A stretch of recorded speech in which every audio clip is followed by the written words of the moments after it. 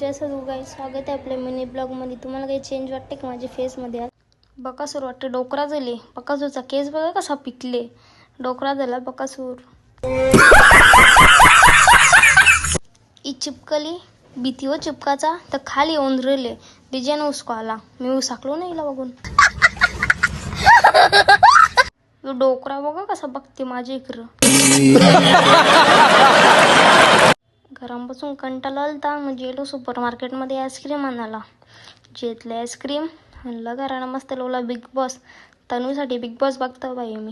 तन्वीला vote करा. हे उग्र बाबाने आज कपडे घेतले ना इगा नव करते नाचो. जेलो मग आग लोटाला काम कमी जा म्हणा. नाही कावला कवा बी भाकरी बुजत असले तेव्हा बी येते.